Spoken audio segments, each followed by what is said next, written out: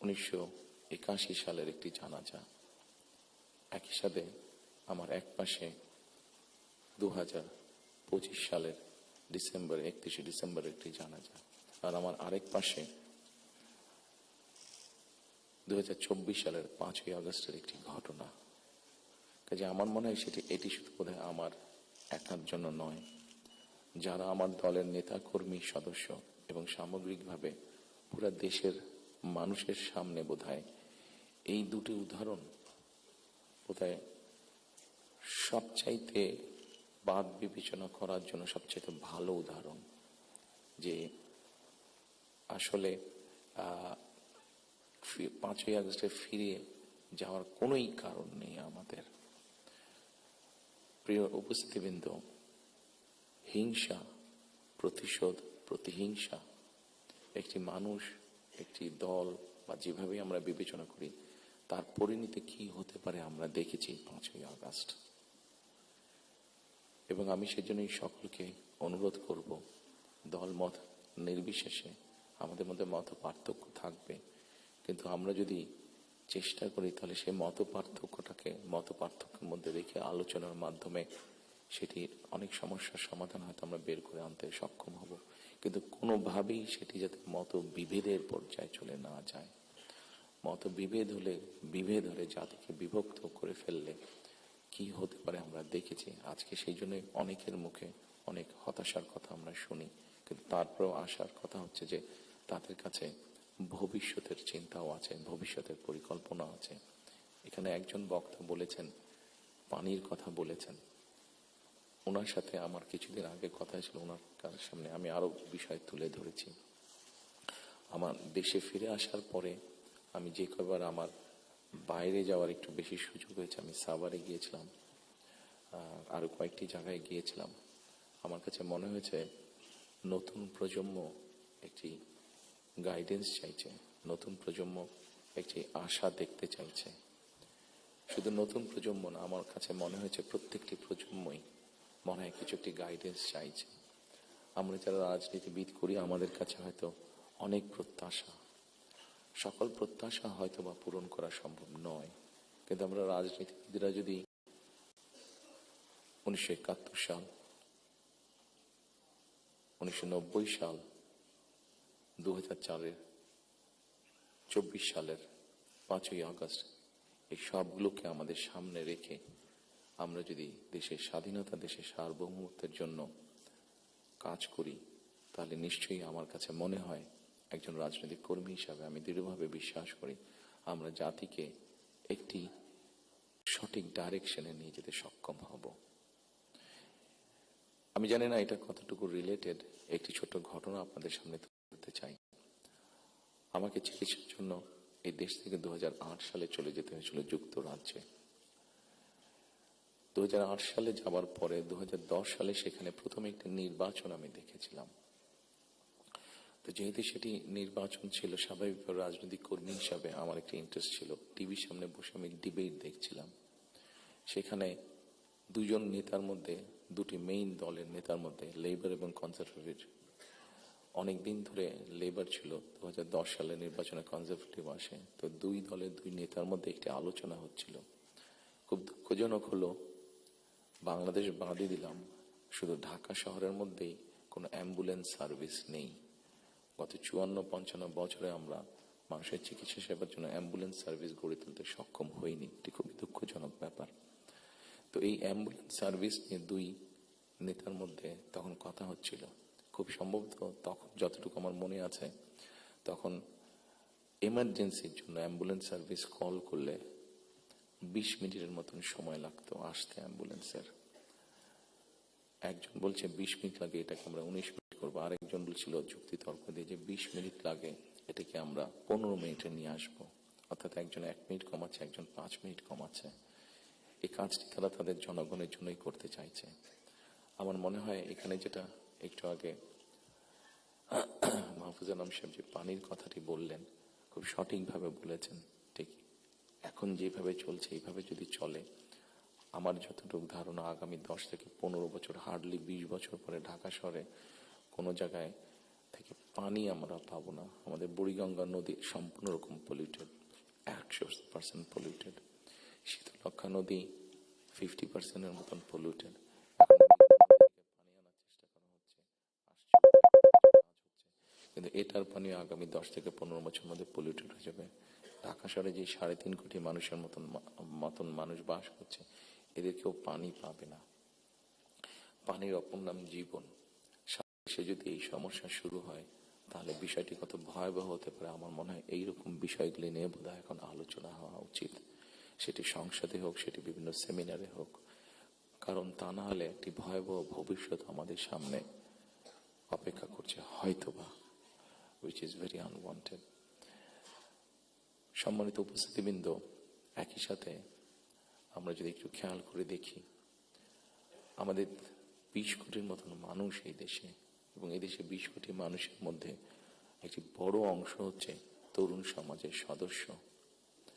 এই তরুণ সমাজের সদস্যদেরকে বিভিন্নভাবে আমাদেরকে উপায় বের করতে হবে কিভাবে তাদের কর্মসংস্থানের ব্যবস্থা হয়, সেটি দেশের ভিতরে হোক, সেটি দেশের বাইরে হোক।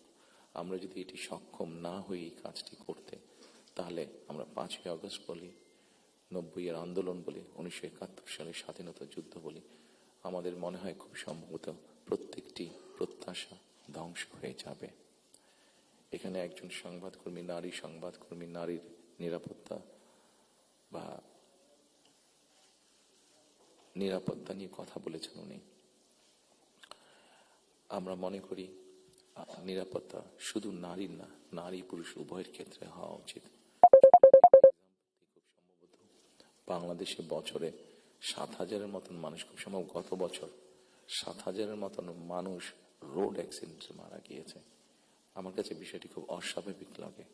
আমার ধারণা আপনারা যদি একটু চিন্তা করেন, আপনাদের প্রত্যেকের কাছে বিষয়টি অস্বাভাবিক লাগবে, কিন্তু ঘটনাটি ঘটছে, কোনো বছর বেশি, কোনো বছর কম। এই অস্বাভাবিক ঘটনাটি কেন ঘটবে? একজন মানুষ রোড অ্যাক্সিডেন্টে অধিকাংশ ক্ষেত্রে যারা মারা যাচ্ছে, আমরা যদি তাদের সামাজিক স্ট্যাটাসটা দেখি, খুব যে অবস্থাপন্ন লোক, যারা আর্থিকভাবে সচ্ছল, তারা যে মারা যাচ্ছেন তা না, কিন্তু যেই মানুষগুলো মারা যাচ্ছে সেই মানুষরা হয়তো তাদের ফ্যামিলির অনলি আর্নিং সোর্স। মারা যাওয়ার পরে সেই ফ্যামিলিটির কি হচ্ছে, অথবা লোকটি যদি পঙ্গু হয়ে যায়, মানুষটি যদি পঙ্গু হয়ে যায়, তাহলে তার ফ্যামিলির উপরে কি হচ্ছে, এই বিষয়টি বোধহয় আমাদেরকে নজরে আনা উচিত। এরকম অনেকগুলো বিষয় আছে, যে বিষয়গুলো আমার মনে হয় রাজনৈতিক দলগুলোর মধ্যে চিন্তা ভাবনা হওয়া উচিত। এখানে শাইখ সিরাজ সাহেব বসে আছেন, ওনার একটি বিখ্যাত প্রোগ্রাম আছে কৃষি সংক্রান্ত। আমাদের দেশে কৃষকদের কি অবস্থা এখন, সেই বিষয়টি বোধহয় আমাদেরকে বিবেচনা করা উচিত। উনি ভালো বলতে পারবেন। আমার যতটুকু ধারণা আছে যে মানে সরাসরি জমিতে কৃষিকাজের সাথে জড়িত জমির মালিক এরকম কৃষকের সংখ্যা প্রবাবলি 1.5 কোটির মতন সারা বাংলাদেশে, 1,50,00,000-এর মতন। এর মধ্যেও ডিফারেন্ট ক্যাটাগরির কৃষক আছে। এই কৃষকদের বিভিন্ন অসহায়ত্বের নিউজ আপনাদের সংবাদপত্রে প্রকাশ হয়, বিভিন্ন সময় আপনাদের খবরেই প্রকাশিত হয়েছে, বিভিন্ন সময় সেটি ইলেকট্রনিক মিডিয়া হোক, সেটি মেইন মিডিয়া প্রিন্টেড মিডিয়াতেই হোক, প্রকাশিত হয়েছে। এদের ব্যাপারে আমি আমার বিগত সরকারের কথা বলবো, আমার দলের বিগত সরকারের কথা বলবো। সেই সরকার বিভিন্ন সময় বিভিন্ন পদক্ষেপ গ্রহণ করেছে। এত বিশাল সংখ্যক মানুষ, যারা 20 কোটি মানুষের খাওয়া পড়ার ব্যবস্থা করছে, খাওয়ার অন্নের সংস্থান করছে, সেই এত বড় সমাজটাকে কিভাবে সাপোর্ট দেওয়া যায়, তাদের হয়তো সেভাবে বলার সুযোগ নেই। এখানে আপনারা সংবাদপত্রের যারা কর্মী আছেন, আপনারা আপনাদের কিছু সমস্যার কথা বলেছেন। আপনাদের সমস্যাটা আমাদের জন্য শুনতে জানতে সহজ হয়, বিকজ আমাদের জন্য একটা ভেন্যু আছে যেখানে আমরা আলাপ করতে পারি। কিন্তু ওই কৃষকগুলো যাদের কোনো ভেন্যু নেই, যারা এরকম একটা প্রোগ্রাম অর্গানাইজ করতে পারছে না, তারা কিভাবে বলবে কথাগুলো? কাজে তাদের কথাটাও তো আমাদেরকে জানতে হবে। কাজে এই বিষয়গুলি, সম্মানিত উপস্থিতিবৃন্দ, আমার মনে হয় এই সকল এরকম আরো অনেকগুলো বিষয় আছে। আমরা নারীর স্বাধীনতার কথা বলছি। বেগম রোকেয়া নারীর শিক্ষার জন্য আন্দোলন করেছিলেন। মরহুমা বেগম খালেদা জিয়া নারীদের শিক্ষার ব্যাপারটা নিশ্চিত করেছিলেন। পরবর্তীতে আগামী নির্বাচনে ইনশাল্লাহ জনগণের ম্যান্ডেট নিয়ে আমরা সরকার গঠনে সক্ষম হলে আমাদের একটি পরিকল্পনা রয়েছে, এই যেই নারীরা শিক্ষিত হয়েছে এদেরকে অর্থনৈতিকভাবে স্বাবলম্বী করে গড়ে তোলা। একটু আগে আমি যে ফ্যামিলি কার্ডটা বলেছিলাম, সেটির লক্ষ্য বা উদ্দেশ্য হচ্ছে সেটাই, এই নারী সমাজকে গড়ে তোলা। আমাদের হিসাব মতে বাংলাদেশে 4 কোটি ফ্যামিলি আছে। আমরা যদি পরিবার হিসেবে ভাগ করি, এবারে যে একটি পরিবারে 5 জন করে সদস্য ধরা হয়েছে। আমরা এই ফ্যামিলি কার্ডটি আপনাদের সামনে একটু তুলে ধরতে চাইছি, আমাদের পরিকল্পনাগুলো। কারণ এখানে একজন সাংবাদিক উল্লেখ করেছেন যে 25 তারিখে যখন আমি এসেছি, আমি একটি কথা বলেছিলাম মার্টিন লুথার কিং এর মতন, আই হ্যাভ এ ড্রিম, যেমন বলেছিল 62 বছর আগে মার্টিন লুথার কিং। আমি বলেছিলাম আই হ্যাভ এ প্ল্যান। সেই প্ল্যানের মধ্যে একটি অংশ হচ্ছে বাংলাদেশের যে হাফ পপুলেশন নারী, তাদেরকে ঘিরে, এবং সেটি হচ্ছে ফ্যামিলি কার্ড। ফ্যামিলি কার্ডের মাধ্যমে ইটস নট যে একটা ফ্যামিলি কার্ড যে নারী পাবে সেটি সে সারা জীবন পাবে। একজন গৃহিণী বা একজন হাউস ওয়াইফ যে পাবেন কার্ডটা সারা জীবনের জন্য না, আমরা 5 থেকে 7 বছর দেব। এই 5 থেকে 7 বছর তাকে আমরা একটা সাপোর্ট দেওয়ার চেষ্টা করব। সেটা টাকার হিসাবে হতে পারে অথবা এসেনশিয়াল ফুড আইটেমের হিসাবে হতে পারে। কারণ আমরা দেখেছি যে একজন নারী বা একজন স্ত্রীকে বা একজন গৃহিণীকে যদি একটি সাপোর্ট দেওয়া হয়, সেটি সে তার ফ্যামিলির জন্য সঠিকভাবে খরচ করে দেন একজন পুরুষ।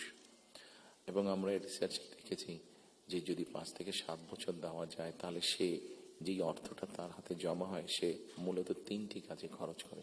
প্রথমত তার ফ্যামিলির স্বাস্থ্যের পেছনে, দ্বিতীয়ত তার ফ্যামিলির ছেলে মেয়েদের শিক্ষার পিছনে, তৃতীয়ত সে যে অর্থটা জমা করতে পারে সেটি সে ছোট ছোট ভাবে ইনভেস্ট করে। খুব স্বাভাবিকভাবে এইভাবে যখন সে ইনভেস্ট করা ধরবে, স্বাভাবিকভাবে তার গ্রামের লোকাল ইকোনমিটা স্ট্রেংথেন হবে, তার উপজেলার ইকোনমিটা স্ট্রেংথেন হবে, তার জেলার ইকোনমিটা স্ট্রেংথেন হবে, তার পরিবারটা শিক্ষিত এবং তার পরিবারটা যদি হেলদি হয়, এইভাবে পুরো গ্রামটা হবে, এভাবে পুরো উপজেলাটা হবে, এইভাবে পুরো জেলাটা, বিভাগ, একসময় গিয়ে দেশটা হবে। 4 কোটি ফ্যামিলির মধ্যে আপনারা বলতে পারেন একবারে কি দেওয়া সম্ভব কিনা? না, 4 কোটি ফ্যামিলির মধ্যে একবারে দেওয়া সম্ভব না। গ্র্যাজুয়ালি আমরা যাব। যারা প্রান্তিক, যারা যাদের যাদের নিডফুল, আন্ডার প্রিভিলেজ, তাদেরকে দিয়ে আমরা শুরু করব। এই কার্ডটি আমরা, আপনারা জিজ্ঞেস করতে পারেন হয়তো কার্ডটি কাদেরকে দেবেন। আমরা কার্ডটি জেনারেল রেখেছি, ইউনিভার্সাল রেখেছি। কারণ আমরা অতীতে দেখি যে বিভিন্ন সময় বিভিন্ন সোশ্যাল সেফটি নেটওয়ার্কের আওতায় যাদেরকে নিয়ে আসা হয়, বিভিন্ন ক্যাটাগরি করা হয় এবং সেখানে কারাপশন দেখা দেয়। সেই জন্য আমরা এটি জেনারেল রেখেছি।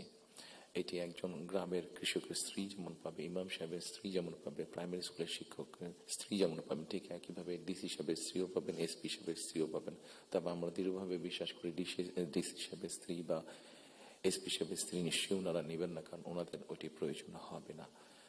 কারাপশনটাকে যাতে মানে একটা স্প্রেড না করে, কারাপশনটা যাতে স্বাভাবিক একটা পর্যায়ে থাকে, কিছু তো অ্যানোমালিজ হতে পারে, সেটি আমরা গ্র্যাজুয়ালি ঠিক করব। ঠিক এভাবে কৃষকদেরকে হেল্প করার জন্য আমরা কৃষি কার্ড করেছি। একটি বড় সমস্যা হচ্ছে হেলথ ইস্যু। বাংলাদেশে 20 কোটি মানুষ। আমরা স্লোগান দিয়ে হয়তো বলতে পারি যে সকলের জন্য স্বাস্থ্যের ব্যবস্থা করব, আমরা সকলকে স্বাস্থ্য সুবিধা আমরা দিব। এখানে আপনারা অনেকেই আছেন যারা আপনারা ইউকেতে গিয়েছেন, যেহেতু আমি ইউকেতে অনেকদিন ছিলাম, স্বাভাবিকভাবে আমি তাদের বিষয়টি আমার নজরে বেশি পড়েছে। তাদের ওখানে বৈধভাবে যে কোনো মানুষ থাকে, তাকে তারা পূর্ণ হেলথ সার্ভিস দেয়, সেটা যে কোনো ধরনের, সেটা বাইপাস হোক, কার্ডিয়াক হোক, ক্যান্সার হোক, সব রকম চিকিৎসা তারা দেয়।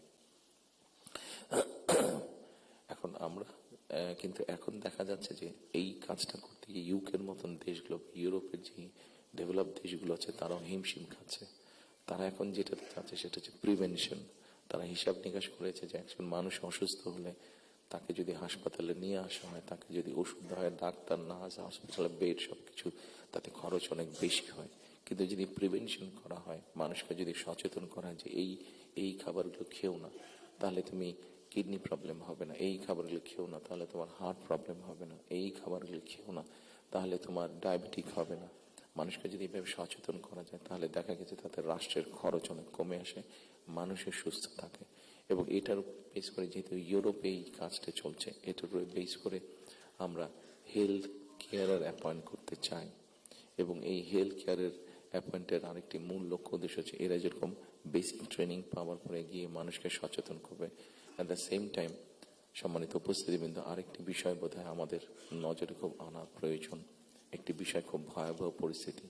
মাহফুজ আলম সাহেব যেরকম পানির কথা বলেছেন, সেরকম আরেকটি ভয়াবহ পরিস্থিতি হচ্ছে যে আমাদের জনসংখ্যা যেভাবে বাড়ছে, আমরা যদি সৌদি আরব বা কুয়েতের সবগুলো তেল খনিও এখানে নিয়ে আসি, তাহলে হয়তো আমরা এই এত রিসোর্স দিয়ে আমরা এত মানুষকে সমস্যার সমাধান করতে পারবো না। সেই জন্য আমাদেরকে অবশ্যই পপুলেশন কন্ট্রোলে যেতে হবে, আমাদের দেশের জনসংখ্যাকে সীমাবদ্ধতার মধ্যে আনতে হবে, এবং সেই জন্য এই হেলথ কেয়ার যে নিয়োগ হবে, এই হেলথ কেয়ারের শতকরা 80 থেকে 85% আমরা 1 লক্ষের মতন আমাদের টার্গেট নিয়োগ করা। এই হেলথ কেয়ারের 80 থেকে 85% আমরা নারী কর্মীকে নিয়োগ করতে চাই, যাতে নারী কর্মীরা গিয়ে ঘরে ঘরে বোঝাতে সক্ষম হন যে কি জন্য প্রয়োজন হাইজিন মেনটেন করা এবং পরিবারকে সুস্থ রাখা, এট দ্য সেম টাইম পরিবারকে একটি রিজনেবল সাইজের মধ্যে রাখা পরিবারের সদস্য সংখ্যা। ঠিক একইভাবে কৃষকের কথা আপনাদের সামনে বলেছি, যেই বিষয়টি আমি আপনাদের সামনে একটু আগে উল্লেখ করেছিলাম সম্মানিত উপস্থিতিবৃন্দ, সেটি হচ্ছে যে বিরাট এক তরুণ সমাজের সদস্য আমাদের আছেন। এই তরুণ সমাজের সদস্যদেরকে, সেটি গ্রামে হোক সেটি শহরে হোক, বিভিন্ন জনের বিভিন্ন কোয়ালিফিকেশন বা শিক্ষা ব্যাকগ্রাউন্ড আছে, সেটার উপরে বেস করে আমরা ভোকেশনাল টেকনোলজিক্যাল ইনস্টিটিউশনকে আমরা মডার্নাইজ করতে চাই। আমাদের ভোকেশনাল এবং টেকনোলজিক্যাল ইনস্টিটিউশন যেগুলো আছে, সেগুলোর মধ্যে প্রায় 200-250 মতন সাবজেক্ট আছে, যেগুলোর এত প্রয়োজন নেই আমাদের। আমরা এর মধ্যে কিছু কাজ করেছি, প্রাইমারি কাজ করেছি, যে নর্মালি যেসব দেশে আমাদের মানুষ যেতে পারবে বা পারে, যেমন তার একটা বড় অংশ হচ্ছে মিডল ইস্ট, সেখানে কি কি কাজের স্কোপ আছে আগামী 5 থেকে 10 বছর। একটি বড় মার্কেট হচ্ছে মানুষ যাবার জন্য, দেশ থেকে স্কিল শ্রমিক যাওয়ার মতন একটি বড় মার্কেট আস্তে আস্তে তৈরি হচ্ছে জাপানে, আস্তে আস্তে তৈরি হচ্ছে ইউরোপে, ইভেন চায়নাতেও তৈরি হচ্ছে। আমরা মোটামুটি ভাবে একটি অ্যানালাইসিস করে দেখি যে কি কি ধরনের মানুষ এখানে যেতে পারে, সেটার উপরে বেস করে আমরা আমাদের ভোকেশনাল ইনস্টিটিউটগুলোকে আমরা সেইভাবে মডার্নাইজ করতে চাইছি। আপনারা নিশ্চয়ই খেয়াল করেছেন, যেহেতু আপনারা সংবাদ কর্মী, আপনারা নিশ্চয়ই খেয়াল করেছেন গত কয়েকদিনে আমার সাথে বেশ কিছু বিদেশি ডিপ্লোমেট দেখা করেছেন।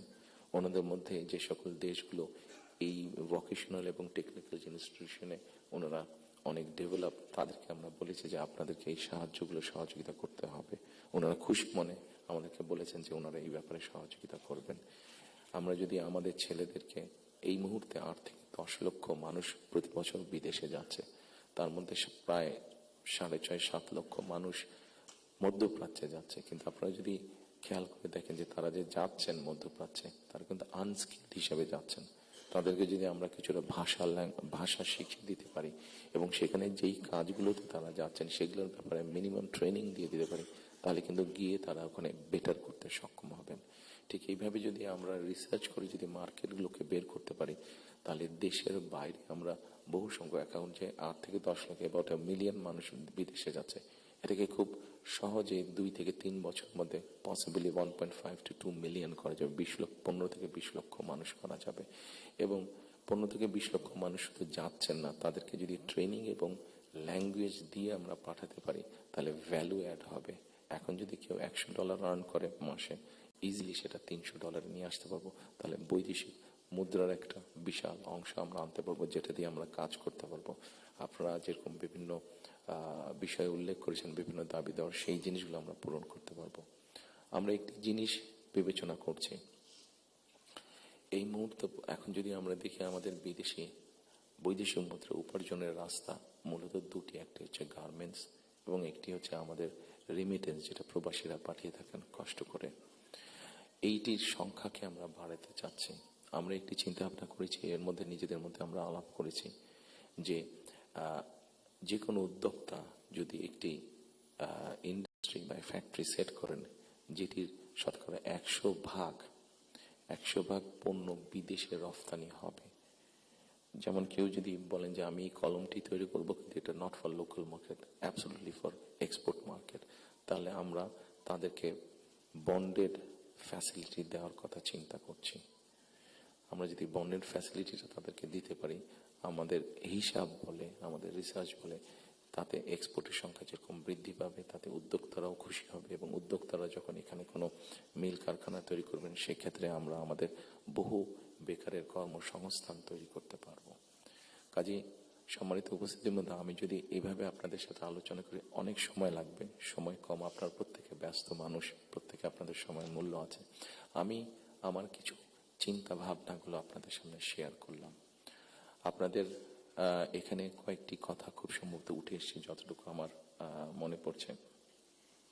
এখানে নয়া দিগন্ত সম্পাদক সাহেব একটু আগে বলেছেন যে আমার প্ল্যানটা পরিষ্কার না। আমার মনে হয় পরিষ্কার না হলেও কিছুটা হয়তো আমি পরিষ্কার করতে সক্ষম হয়েছি। আরো কিছু প্ল্যান আছে আমাদের, যেমন কর্মসংস্থানের ক্ষেত্রে আরেকটি প্ল্যানের কথা আপনাদেরকে উল্লেখ করি। যেমন আইটি সেক্টরে আমাদের অনেক ইয়াং ছেলে মেয়ে আছে যারা আইটি সেক্টরে কাজ করছেন। আমরা স্বৈরাচারের সময় দেখেছি বাংলাদেশের বিভিন্ন জায়গায় আইটি পার্কের নামে কতগুলা বড় বড় বিল্ডিং তৈরি করা হয়েছে, কিন্তু এখনই আমি কিছু পত্রিকার পাতায় নিউজ দেখেছি, গত 2-1 বছর আগেও নিউজ দেখেছি, 2-3 বছর আগে নিউজ দেখেছি যে পার্কগুলো অনেক ক্ষেত্রে দেখা যাচ্ছে যে অসামাজিক কাজ হচ্ছে অথবা সেখানে কমিউনিটি সেন্টার হচ্ছে, অর্থাৎ আইটি পার্ক বলতে যাবো যে তার বিন্দু কোনো কিছুই সেখানে নেই। প্রিয় সম্মানিত উপস্থিতিবৃন্দ, আমরা এই আইটি পার্কগুলোকে একটু ডিফারেন্ট ভাবে নিয়ে আসতে চাইছি। আমাদের বিভিন্ন জায়গায় যে আইটি পার্কগুলো আছে, এই আইটি পার্কগুলোকে আমরা ওই এলাকায় যদি আমরা বের করতে পারি, আমাদের তরুণ সমাজের কারা কারা আইটিতে কাজ করছেন, অনেকেই কাজ করছেন, কেউ কাজ করছেন ডাটা প্রসেসিং এ, কেউ কাজ করছেন হয়তো কোনো রকম ডিজাইনিং এ, কেউ কাজ করছেন হয়তো অনলাইন শপিং এর, শপিং মানে অনলাইন ট্রেড করছেন অনেকে। আমাদের একটা চিন্তা ভাবনা আছে যে এই মানুষগুলোকে একত্রিত করে আমরা ওই আইটি পার্কগুলোকে ফ্রি ওয়াইফাই দেবো এবং তাদেরকে ছোট ছোট স্পেস করে তাদেরকে অফিস করে দেবো। এখন হয়তো তারা হলে যারা থাকছেন, যদি স্টুডেন্ট হয়ে থাকেন হলে বিছানার উপরে কাজ করছে, তাহলে মেসে থাকলে মেসের ওই ছোট্ট কোনায় কাজ করছে, অথবা বাসায় থাকলে হয়তো বিছানার উপরে বসে কাজ করছে, অথবা ছোট্ট একটা টেবিল চেয়ার নিয়ে কাজ করছে। কিন্তু আমরা যদি তাদেরকে একটা স্পেস করে দিতে পারি তাহলে কিন্তু তারা তাদের বিজনেসটা অনেক ফ্লরিশ করতে পারবে এবং স্বাভাবিকভাবে তার বিজনেস যখন ফ্লরিশ হবে সে তখন আরো হয়তো তার মতন আরো কয়েকজনকে একসাথে নিয়ে আরো একটু বড় কোম্পানি করবে। অর্থাৎ এই সবগুলো সম্ভাবনার কথা বলছি এবং এই সম্ভাবনার কথাগুলো অবাস্তব নাই। আমরা চেষ্টা করলে এই সম্ভাবনাগুলো আমরা বাস্তব রূপ দিতে পারবো। ঠিক একইভাবে আজকাল ফেসবুকে গেলে অথবা টিকটকে গেলে আমরা দেখি আমাদের তরুণ সমাজের সদস্যরা অনেকে অনেক প্রতিভাবান, বিভিন্ন রকম কন্টেন্ট তারা মেক করছেন। এই কন্টেন্ট মেক করতে গেলে সরকারের কিছু পলিসি আছে, যে পলিসিগুলো ঠিক করতে পারলে তাদের জন্য বেটার হবে, তাদের ইনকামটা বেড়ে যাবে। ইন্টারন্যাশনাল গেটওয়ে যে আছে যেখানে কারেন্সি আসে বা যায়, এখানে কিছু সমস্যা আছে, পেপাল সহ এরকম যেগুলো আছে, আমরা এরই মধ্যে তাদের সাথে কথা বলেছি যে কিভাবে এই সমস্যাগুলো সমাধান করা যায়। অর্থাৎ যারা আমাদের অনলাইনে কাজ করবে বা কন্টেন্ট মেক করবে, এরা যে যাবে, এরা যে অ্যাড হবে, যে ইনকামটাতে আসবে, সেটা কিভাবে সহজে তাদের কাছে এসে পৌঁছতে পারে, এই ব্যাপারে আমরা তাদের সাথে মোটামুটি ভাবে আলাপ করেছি।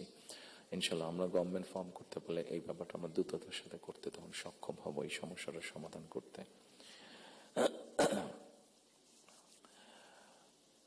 সম্মানিত উপস্থিতিবৃন্দ, আমাদের সামনে আপনারা এখানে অনেকে উপস্থিত আছেন যাদের অনেক লম্বা অভিজ্ঞতা আছে দেশ স্বাধীনের পর থেকে। আমাদের দেশ স্বাধীনের পর থেকে অনেক উথাল পাতাল ঝড় অনেক হয়েছে রাজনৈতিক অঙ্গন থেকে অর্থনৈতিক অঙ্গনে। এখানে একজন বক্তা বলে গিয়েছেন যে সামনে আমাদের চ্যালেঞ্জ আছে। একজন রাজনৈতিক কর্মী হিসাবে আমার কাছে মনে হয় সামনে আমাদের অনেক কঠিন চ্যালেঞ্জ আছে, আমাদের মধ্যে বিভিন্ন রকম মত পার্থক্য আছে। একজন রাজনৈতিক কর্মী হিসাবে আজকে আপনাদের কাছে এবং আপনাদের মাধ্যমে সকল রাজনৈতিক দলের সদস্যদের কাছে, সামগ্রিকভাবে সমাজের সকল মানুষের কাছে আমি একটি বিনীত আহ্বান রাখতে চাই যে আমাদের বিভিন্ন মত পার্থক্যগুলো নিয়ে যাতে আমরা আলোচনা করতে পারি, আলাপ করতে পারি। আমাদেরকে যে কোনো মূল্যে ডেমোক্রেটিক প্রসেস, যেটা আমরা 12 তারিখ থেকে ইনশাল্লাহ শুরু করতে যাচ্ছি। এখানে এনটিভির আমাদের ওনার নামটা আমি জহিরুল আলম সাহেব অনেক আগে আমার একটা ইন্টারভিউ নিয়েছিলেন। আমি ওনাকে খুব সম্ভবত ওনাকে বলেছিলাম, অথবা মতি ভাই এখানে উপস্থিত আছেন, মানব জীবনের মতি ভাই, খুব সম্ভব ওনার ইন্টারভিউতে আমি বলেছিলাম যে আমাদেরকে যে কোনো মূল্যে হোক ডেমোক্রেটিক প্রসেসটা চালু রাখতে হবে, আমাদের জবাবদিহিতাটা চালু রাখতে হবে যে কোনো মূল্যে, সেটি জাতীয় পর্যায়ে হোক, সেটি লোকাল পর্যায়ে হোক, অর্থাৎ ইউনিয়ন পরিষদ নির্বাচন, পৌরসভার নির্বাচন, লোকাল পর্যায়ে হোক, সেটা কোনো ট্রেড বডির ইলেকশন হোক, আমার ব্যক্তি যেটা বিশ্বাস, আমরা যে কোনো মূল্যে যদি এই যে জবাবদিহিতাটা, গণতান্ত্রিক প্রসেসটা যদি আমরা কন্টিনিউ করতে পারি, অনেক বেগ হয়তো আসবে, অনেক কঠিন হবে, কিন্তু একটা সার্টেন টাইম পর পর আমরা যদি গণতান্ত্রিক প্রসেসটাকে কন্টিনিউ করে যেতে পারি, তাহলে নিশ্চয়ই আমরা অবস্থার পরিবর্তন ঘটাতে সক্ষম হব। এবং আরেকটি কথা, কাউকে আঘাত না করি আমি বলতে চাইছি, কোনো রাজনৈতিক দলের নেতা সদস্য কাউকে আমি আঘাত করতে চাইছি না। আমি আমার চিন্তাটা শুধু ওনাদের সামনে তুলে ধরতে চাইছি যে আসুন আমরা দেশের মানুষের শিক্ষা, দেশের মানুষের স্বাস্থ্য, দেশের নারীদের অধিকার, এম্পাওয়ারমেন্ট, কর্মসংস্থান, পরিবেশ, সবকিছু মিলিয়ে এই যে বিষয়গুলো, যেটি একটি সাধারণ মানুষের জন্য প্রযোজ্য, আমরা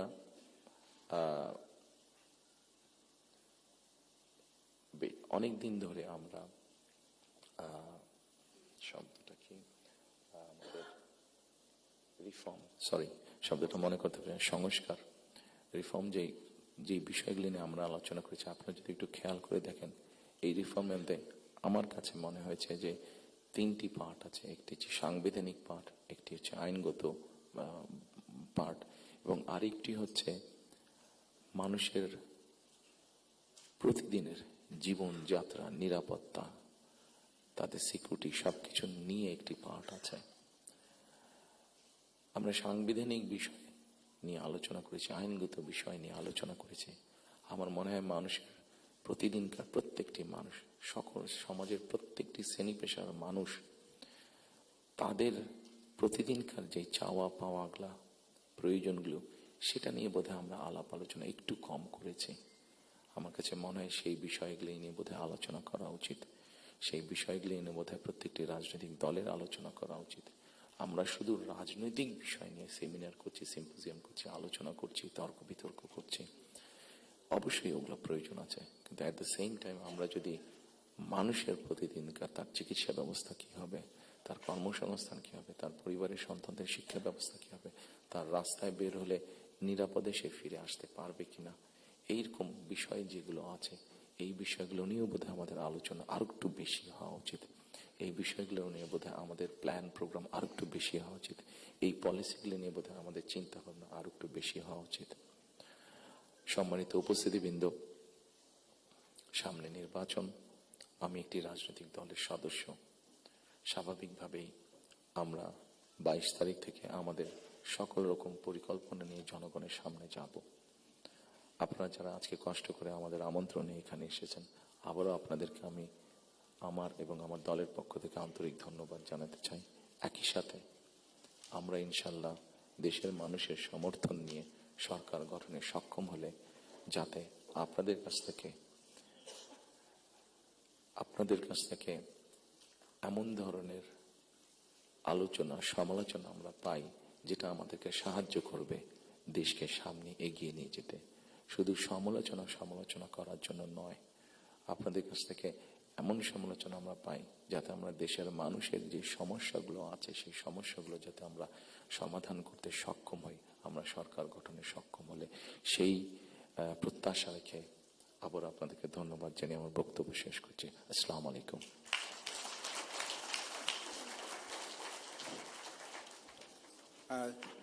ধন্যবাদ।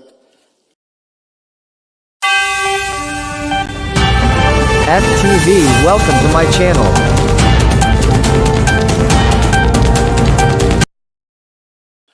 আজকের এই অনুষ্ঠানে সম্মানিত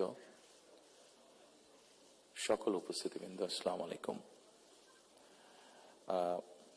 প্রথমেই আমি আপনাদের সকলকে, সম্পাদকবৃন্দ, সাংবাদিকবৃন্দ, সংবাদপত্রের মালিকবৃন্দ সহ, বীর সাংবাদিকবৃন্দ সহ যারা উপস্থিত আছেন, প্রথমেই আপনাদের সকলকে আন্তরিকভাবে আমি ধন্যবাদ জানাতে চাই।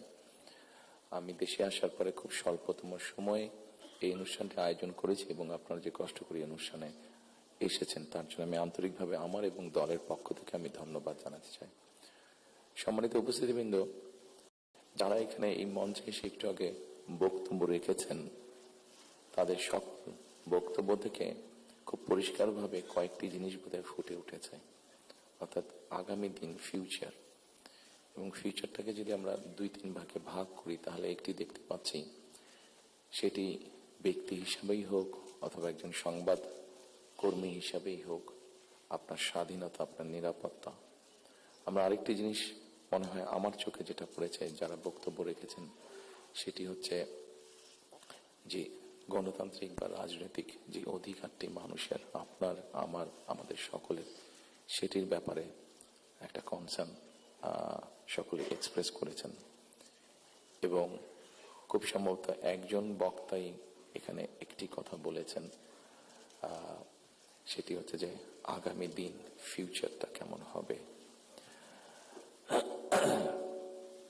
আমি দেশে অনেকদিন থাকতে পারিনি, কি কারণে সে প্রসঙ্গে গেলাম না, আপনাদের কম বেশি ধারণা আছে।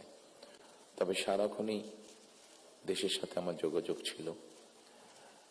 দেশের মানুষের সাথে কি হয়েছে, এখানে মাহমুদুর রহমান সাহেব বলেছেন একটি উদাহরণ দিয়ে, ওনার প্রতি পূর্ণ সম্মান রেখে আমি বলতে চাইছি, ওনার সাথে ওনার রক্তমাখা ছবি এখনো আমার চোখের সামনে ভাসে। কাজেই ওনার সাথে কি হয়েছে আমি যেমন জানি, রুহুল আমিন গাজী সাহেবের সাথে কি হয়েছে, যেভাবে উনি মৃত্যুবরণ করেছেন জেলের মধ্যে, সেটি আমি জানি। এবং সবচেয়ে বড় বিষয় হচ্ছে আমার 60 লক্ষ নেতাকর্মী, এবং তার থেকে আরেকটি হৃদয় বিদারক আমার জন্য হচ্ছে, সেটি হচ্ছে আমার মায়ের সাথে কি হয়েছে। কাজে এই ঘটনাগুলো যদি আমরা সকলে সবগুলোকে এক করি, তাহলে যারা দেশে ছিলেন আপনারা, তারা অবশ্যই আমার থেকে একটু বেটার ভালো জানবেন। তবে আমি একদম যে জানি না বোধহয় বিষয়টি তা নয়, আমার একটি ধারণা আছে। সম্মানিত উপস্থিতিবৃন্দ, যে কথাগুলো প্রায় সকলেই বলে গিয়েছেন, এই কথাগুলো যদি আমরা আলোচনা করাই যাবে অনেকক্ষণ ধরে। আপনারা আপনাদের মূল্যবান সময় ব্যয় করে এখানে এসেছেন। আমি এই কথাগুলোর মধ্যে থেকে একটু সরে এসে কিছু কথা বলতে চাই। আমাদের সমস্যা ছিল, আমাদের সমস্যা আছে। অবশ্যই আমরা 5ই আগস্টের আগে ফিরে যেতে চাই না। আমি আমার অবস্থানটাকে যদি চিন্তা করি, আমার এক পাশে 1981 সালের একটি জানাজা, একই সাথে আমার এক পাশে 2025 সালের 31 ডিসেম্বরের একটি জানাজা, আর আমার আরেক পাশে 2024 সালের 5ই আগস্টের একটি ঘটনা। কাজে আমার মনে হয় এটি শুধু বোধহয় আমার একার জন্য নয়, যারা আমার দলের নেতা কর্মী সদস্য এবং সামগ্রিকভাবে পুরো দেশের মানুষের সামনে বোধহয় এই দুটি উদাহরণ বোধহয় সবচাইতে বাদ বিবেচনা করার জন্য সবচাইতে ভালো উদাহরণ, যে আসলে 5ই আগস্টে ফিরে যাওয়ার কোনোই কারণ নেই আমাদের। প্রিয় উপস্থিতিবৃন্দ, হিংসা, প্রতিশোধ, প্রতিহিংসা, একটি মানুষ, একটি দল বা যেভাবে আমরা বিবেচনা করি, তার পরিণতি কি হতে পারে আমরা দেখেছি 5ই আগস্ট।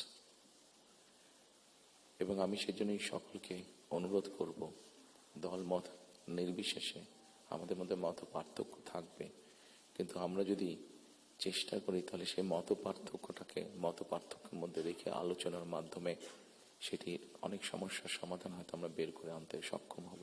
কিন্তু কোনোভাবেই সেটি যাতে মত বিভেদের পর্যায়ে চলে না যায়। মত বিভেদ হলে জাতিকে বিভক্ত করে ফেললে কি হতে পারে আমরা দেখেছি। আজকে সেই জন্য অনেকের মুখে অনেক হতাশার কথা আমরা শুনি, কিন্তু তারপরেও আসার কথা হচ্ছে যে তাদের কাছে ভবিষ্যতের চিন্তাও আছে, ভবিষ্যতের পরিকল্পনা আছে।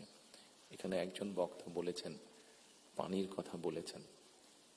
ওনার সাথে আমার কিছুদিন আগে কথা ছিল, ওনার সামনে আমি আরো বিষয় তুলে ধরেছি। আমার দেশে ফিরে আসার পরে আমি যে কবার আমার বাইরে যাওয়ার একটু বেশি সুযোগ হয়েছে, আমি সাভারে গিয়েছিলাম, আরো কয়েকটি জায়গায় গিয়েছিলাম। আমার কাছে মনে হয়েছে নতুন প্রজন্ম একটি গাইডেন্স চাইছে, নতুন প্রজন্ম একটি আশা দেখতে চাইছে। শুধু নতুন প্রজন্ম না, আমার কাছে মনে হয়েছে প্রত্যেকটি প্রজন্মই মনে হয় কিছু একটি গাইডেন্স চাইছে।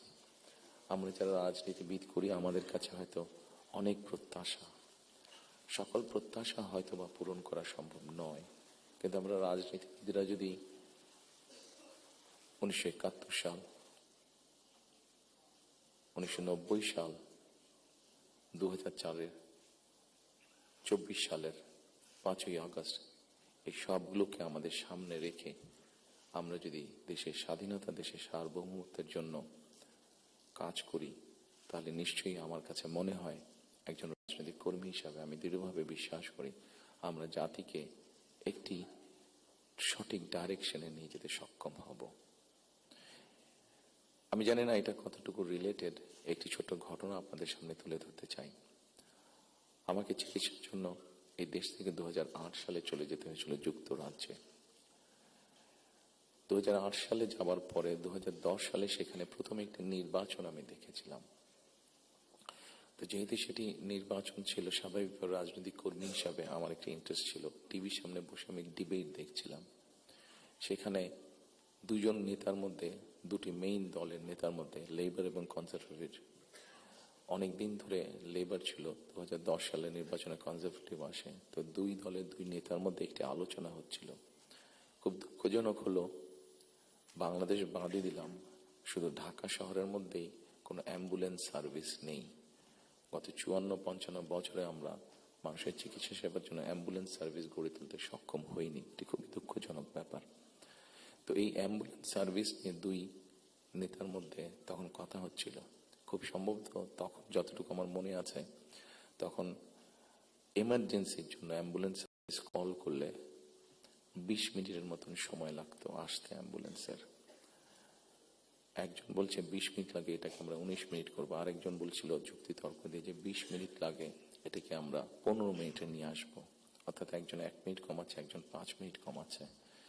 এই কাজটি তারা তাদের জনগণের জন্যই করতে চাইছে। আমার মনে হয় এখানে যেটা একটু আগে মাহফুজা আলম সাহেব যে পানির কথাটি বললেন, খুব সঠিকভাবে বলেছেন। ঠিক এখন যেভাবে চলছে, এইভাবে যদি চলে, আমার যতটুকু ধারণা আগামী 10 থেকে 15 বছর, হার্ডলি 20 বছর পরে ঢাকা শহরে কোনো জায়গায় থেকে পানি আমরা পাবো না। আমাদের বুড়িগঙ্গা নদী সম্পূর্ণ রকম পলিউটেড, 100% পলিউটেড। শীতলক্ষা নদী 50%-এর মতন পলিউটেড। এখন মেঘনা নদী থেকে পানি আনার চেষ্টা করা হচ্ছে, আসছে বোধ একটা প্রজেক্ট কাজ হচ্ছে, কিন্তু এটার পানি আগামী 10 থেকে 15 বছর মধ্যে পলিউটেড হয়ে যাবে। ঢাকা শহরে যে 3.5 কোটি মানুষের মতন মানুষ বাস করছে, এদের কেউ পানি পাবে না। পানির অপর নাম জীবন।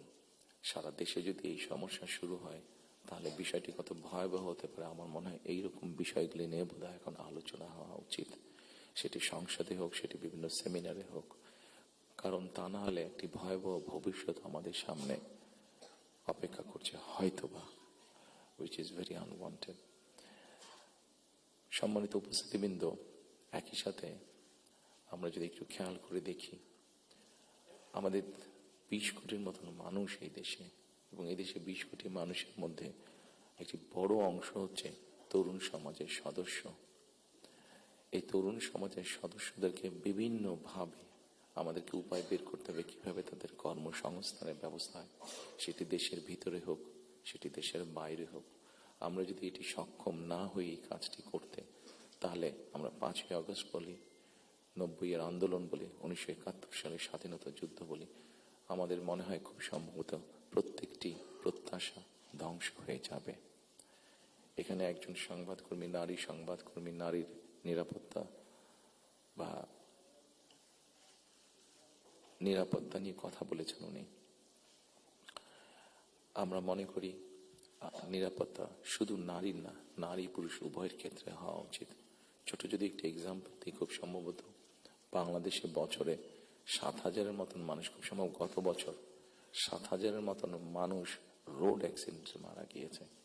আমার কাছে বিষয়টি খুব অস্বাভাবিক লাগে।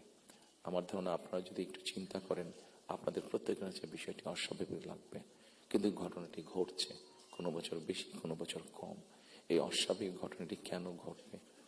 একজন মানুষ রোড অ্যাক্সিডেন্টে অধিকাংশ ক্ষেত্রে যারা মারা যাচ্ছে, আমরা যদি তাদের সামাজিক স্ট্যাটাসটা দেখি, খুব যে অবস্থাপন্ন লোক যারা আর্থিকভাবে সচ্ছল তারা যে মারা যাচ্ছেন তা না, কিন্তু যেই মানুষগুলো মারা যাচ্ছে সেই মানুষরা হয়তো বা তাদের ফ্যামিলির অনলি আর্নিং সোর্স। মারা যাওয়ার পরে সেই ফ্যামিলিটির কি হচ্ছে, অথবা লোকটি যদি পঙ্গু হয়ে যায়, মানুষটি যদি পঙ্গু হয়ে যায়, তাহলে তার ফ্যামিলির উপরে কি হচ্ছে, এই বিষয়টি বোধহয় আমাদেরকে নজরে আনা উচিত। এরকম অনেকগুলো বিষয় আছে যে বিষয়গুলো আমার মনে হয় রাজনৈতিক দলগুলোর মধ্যে চিন্তা ভাবনা হওয়া উচিত। এখানে শাইখ সিরাজ সাহেব বসে আছেন, ওনার একটি বিখ্যাত প্রোগ্রাম আছে কৃষি সংক্রান্ত। আমাদের দেশে কৃষকদের কি অবস্থা এখন, সেই বিষয়টি বোধহয় আমাদেরকে বিবেচনা করা উচিত। উনি ভালো বলতে পারবেন, আমার যতটুকু ধারণা আছে যে মানে সরাসরি জমিতে কৃষিকাজের সাথে জড়িত জমির মালিক এরকম কৃষকের সংখ্যা প্রবাবলি 1.5 কোটির মতন সারা বাংলাদেশে, 1,50,00,000 মতন। এর মধ্যেও ডিফারেন্ট ক্যাটাগরির কৃষক আছে। এই কৃষকদের বিভিন্ন অসহায়ত্বের নিউজ আপনাদের সংবাদপত্রে প্রকাশ হয়, বিভিন্ন সময় আপনাদের খবরেই প্রকাশিত হয়েছে বিভিন্ন সময়, সেটি ইলেকট্রনিক মিডিয়া হোক, সেটি মেইন মিডিয়া প্রিন্টেড মিডিয়াতেই হোক, প্রকাশিত হয়েছে। এদের ব্যাপারে আমি আমার বিগত সরকারের কথা বলবো, আমার দলের বিগত সরকারের কথা বলবো। সেই সরকার বিভিন্ন সময় বিভিন্ন পদক্ষেপ গ্রহণ করেছে। এত বিশাল সংখ্যক মানুষ, যারা 20 কোটি মানুষের খাওয়া পড়ার ব্যবস্থা করছে, খাওয়ার অন্যের সংস্থান করছে, সেই এত বড় সমাজটাকে কিভাবে সাপোর্ট দেওয়া যায়, তাদের হয়তো সেভাবে বলার সুযোগ নেই। এখানে আপনারা সংবাদপত্রের যারা কর্মী আছেন, আপনারা আপনাদের কিছু সমস্যার কথা বলেছেন। আপনাদের সমস্যাটা আমাদের জন্য শুনতে জানতে সহজ হয়, বিকজ আমাদের জন্য একটা ভেন্যু আছে যেখানে আমরা আলাপ করতে পারি। কিন্তু ওই কৃষকগুলো যাদের কোনো ভেন্যু নেই, যারা এরকম একটা প্রোগ্রাম অর্গানাইজ করতে পারছে না, তারা কিভাবে বলবে কথাগুলো? কাজে তাদের কথাটাও তো আমাদেরকে জানতে হবে। কাজে এই বিষয়গুলি সম্মানিত উপস্থিতিবৃন্দ, আমার মনে হয় এই সকলে এরকম আরো অনেকগুলো বিষয় আছে। আমরা নারীর স্বাধীনতার কথা বলছি। বেগম রোকেয়া নারীর শিক্ষার জন্য আন্দোলন করেছিলেন। মরহুমা বেগম খালেদা জিয়া নারীদের শিক্ষার ব্যাপারটা নিশ্চিত করেছিলেন। পরবর্তীতে আগামী নির্বাচনে ইনশাল্লাহ জনগণের ম্যান্ডেট নিয়ে আমরা সরকার গঠনে সক্ষম হলে আমাদের একটি পরিকল্পনা রয়েছে, এই যে নারীরা শিক্ষিত হয়েছে এদেরকে অর্থনৈতিকভাবে স্বাবলম্বী করে গড়ে তোলা। একটু আগে আমি যে ফ্যামিলি কার্ডটা বলেছিলাম, সেটির লক্ষ্য বা উদ্দেশ্য হচ্ছে সেটাই, এই নারী সমাজকে গড়ে তোলা। আমাদের হিসাব মতে বাংলাদেশে 4 কোটি ফ্যামিলি আছে। আমরা যদি পরিবার হিসেবে ভাগ করি, এবারে যে একটি পরিবারে 5 জন করে সদস্য ধরা হয়েছে। আমরা এই ফ্যামিলি কার্ডটি আপনাদের সামনে একটু তুলে ধরতে চাইছি, আমাদের পরিকল্পনাগুলো। কারণ এখানে একজন সাংবাদিক উল্লেখ করেছেন যে 25 তারিখে যখন আমি এসেছি, আমি একটি কথা বলেছিলাম মার্টিন লুথার কিং এর মতন, আই হ্যাভ এ ড্রিম, যেমন বলেছিল 62 বছর আগে মার্টিন লুথার কিং। আমি বলেছিলাম আই হ্যাভ এ প্ল্যান। সেই প্ল্যানের মধ্যে একটি অংশ আছে বাংলাদেশের যে হাফ পপুলেশন নারী, তাদেরকে ঘিরে, এবং সেটি হচ্ছে ফ্যামিলি কার্ড। ফ্যামিলি কার্ডের মাধ্যমে ইটস নট যে একটা ফ্যামিলি কার্ড যে নারী পাবে সেটি সে সারা